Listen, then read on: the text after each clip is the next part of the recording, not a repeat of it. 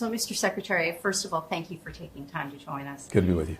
U.S. officials have said that this visit was about stopping the downward spiral with China. Do you think you've done that? Has this visit reset relations? Well, doing that is not the product of, one visit, even as intense and in some ways productive as this was. But it's a good and I think important start. Both China and the United States, I think, recognized that we were in an increasingly unstable place in our relationship. I think this is the start of a process to put a little more stability into it. Both of us recognize that we have an obligation to responsibly manage the relationship. And that starts with communicating, with actually engaging across our government. And this was an opportunity to do that, an opportunity to make very clear where our deep differences are and to have very detailed conversations about that, as well as to see if there are areas where, in our mutual interest, we might actually cooperate, not only to our own benefit, but to the benefit of other countries around the world. So all of that was on the agenda.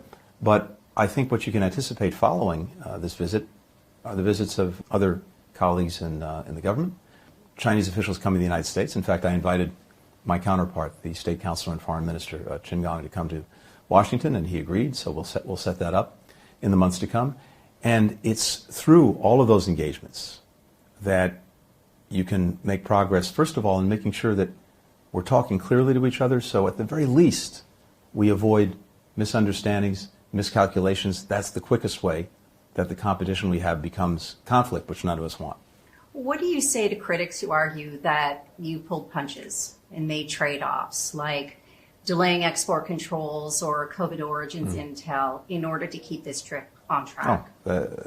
I say that's quite simply wrong. We don't pull any punches, and I certainly didn't pull any punches with our Chinese counterparts. I think if you look at the actions that we've taken, it's hard to make that case. And in fact, if you listen to our Chinese counterparts, they're saying exactly the opposite, complaining about many of the actions that we've taken because it's necessary to advance our national interests. But it would be totally irresponsible not to engage with China. If we're not engaging, it makes it that much more difficult to make sure that the competition we're in doesn't veer into conflict. If we're not engaging, how do we make clear where not only where our differences are, but where our intent is and what we are doing and not doing? If we're not engaging, much harder to do what I did, which was to stand up strongly for human rights, including individual cases of, including Americans who are being detained. How are we going to work to get them home if we're not talking, if we're not engaging? Fentanyl, a crisis in our country, the leading killer of Americans aged 18 to 49. China can be part of the solution to dealing with the fentanyl problem because the chemicals that go into making fentanyl, some of them are manufactured in China, then they get sent halfway around the world to Mexico, they're turned into fentanyl, they get into the United States. We talked extensively about that. Did you get any assurances that these precursors are not going to be sold as ordinary chemicals through regular trade channels? What we got was an agreement to explore working together, including through a formal working group, to try to address this problem. And one of the things that I made clear to China is that this is an issue of urgency for the United States, that we've actually cooperated on this in the past. For example, a few years ago, China actually scheduled or prohibited fentanyl, something, by the way, we haven't done and need to do in the United States. And at the same time, the last few years, cooperation has more or less ceased. So we talked in some detail about that. There's also something else going on. The fentanyl market, tragically, horrifically, is so saturated in the United States that these criminal enterprises that are engaged in it are trying to find markets in other parts of the world, including in Europe, including in Asia, including in Latin America. There's going to be a growing demand signal on China to take cooperative, effective action. And we talked in some detail about that, and something we're going to be pursuing in the weeks ahead. What about the lines of communication between militaries? Yeah. There have been close calls. I've been on board a U.S. Navy jet, or Navy airplane, that's been intercepted by a Chinese jet. How dangerous is it that you're leaving Beijing without direct assurances that these lines of communication will open when the tactics appear to be growing bolder? It's imperative for us, and it really should be for them, to restore these military-to-military channels of communication for exactly the reason that you cited. We've seen a couple of very dangerous incidents in the last couple of weeks with their ships driving much too close to ours, their planes doing the same thing. That's the quickest path to an inadvertent conflict. The last thing we want, the last thing that they should want. I don't have any progress to report on reestablishing the military-to-military channels. I can say that they understand very clearly the importance we attach to this. We're going to keep working at it. I think it's profoundly in their interest too, and it's not something we're going to drop. President Biden likes to say that he knows Xi Jinping well, that they had history. Do you have a better sense of Xi and his motivations? And did President Xi give you any messages for President Biden? Well, he did, but I'm not going to share them with you before I share them with President Biden. But look, I had the opportunity, working for President Biden when he was vice president, to be with him when he went to China and spent a lot of time over the course of a week with then Vice President Xi Jinping, including in Chengdu as well as in Beijing, and was with him as well when Vice President Xi came to the United States, and Vice President Biden hosted him. They were in California together. So this is someone that the president has known for quite some time. And of course, as president, he's had a number of meetings with him, video conversations, phone calls, etc. So there's a long relationship there. Is there trust? And I think there is at least an understanding of where each of them is coming from. And as important as I think this visit was in terms of trying to establish these more regular, sustained, high-level lines of communication, ultimately, there's no substitute for the two leaders speaking directly to each other, something else that I shared with President Xi as well as with my other counterparts. And that's especially true in China, given the power that Xi Jinping has.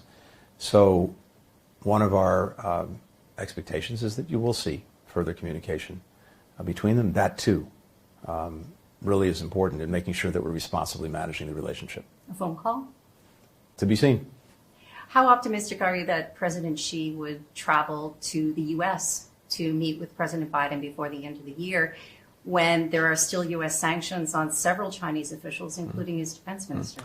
We have deep differences in a whole variety of areas. But those differences also shouldn't prevent us from pursuing communications, engagements, meetings, and even cooperation in other areas. These things are actually not in contradiction. So if President Xi and if our Chinese counterparts determine that something's in their interest, even as they have, from their perspective, other things that they really don't like in terms of what we're doing, they're going to follow their interests. The U.S. government has said that China has been spying on the U.S. from Cuba. Was that raised in these meetings, or are you willing to dismiss a Chinese spy base as part of the bilateral relationship? No, I repeatedly raised it. And, of course, this is not something new. This is something that's been going on for a number of years, and something that we've been taking action on for a couple of years, particularly in watching, detecting, seeing where China's trying to develop these relationships in a number of countries, both intelligence and defense relationships, and starting with diplomacy, engaging these countries to prevent it, to stop it, to turn it around. And we've had some success at doing that. But of course, I raised it directly with my Chinese counterparts. Is the administration at all concerned about China making it more than a spy base and potentially moving military assets? We always have concerns when they are physically taking a position or trying to take a position in a country that could turn into a military base of some kind. It's one of the things that we very clearly warn countries about when we see the beginnings of any kind of relationship. It's something we're keeping a very close eye on. It's something we're acting on in terms of our engagement with other countries, and it's something we're acting on in terms of our engagement with China. In your discussions of Taiwan, did you get a better read on whether U.S. expansion of military bases in Guam and the Philippines was having an unintended knock-on effect here in Beijing and fueling this sense of urgency to make a move on Taiwan? Again, I don't want to speak for China on any of this, except to say that their positions on Taiwan are very well known, and they spent a fair bit of time going through their perspective, their concerns. I did the same.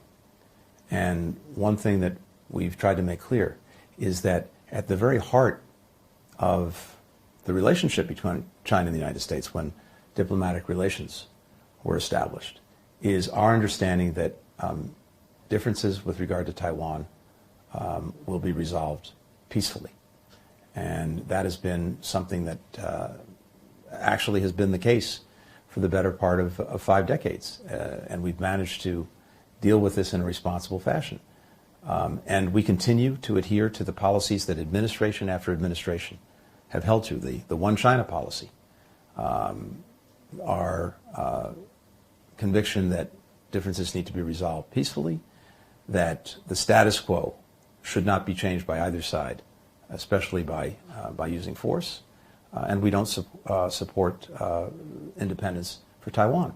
But equally, I made very clear the deep concern that we have with actions that China has been taking, going back to 2016, that are dangerous, provocative, and could lead to a real problem.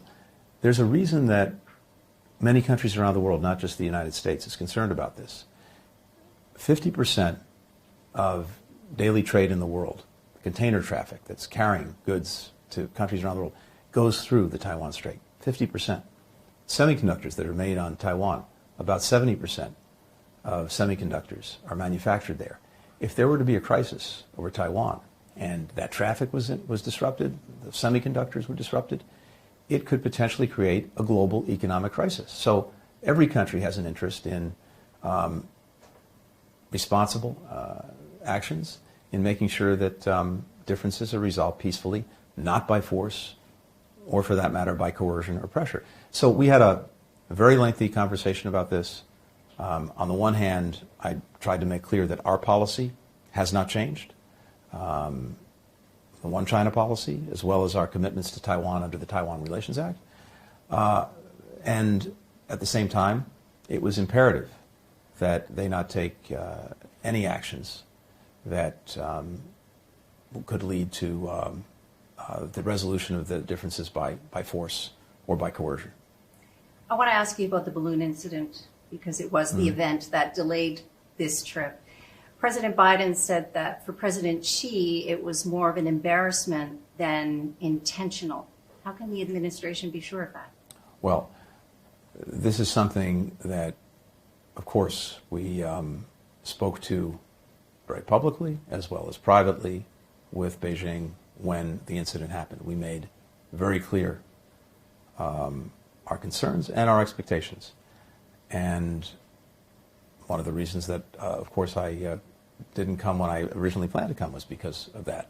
But we've been dealing with that. We've been very clear about our expectations that this will not repeat itself. We haven't seen that since. In terms of people's motivations, or it's not something that I can judge clearly. But we have, I think, a very good idea of what happened. We have made that very clear to Beijing many months ago now, and we took the necessary action at the time to protect our interests. And since then, we've been working to make sure that it doesn't repeat itself, and it hasn't. So with Beijing, the balloon incident is over. It's water under the bridge? We did what we needed to do to protect our interests. We said what we needed to say and made clear what we needed to make clear in terms of this not happening again. And so as long as it doesn't, that chapter should be closed. But it's something we're very vigilant about and that we'll continue to watch, just as others who were affected, I'm sure, will want to make sure this doesn't happen again. Thanks for watching our YouTube channel. Follow today's top stories and breaking news by downloading the NBC News app.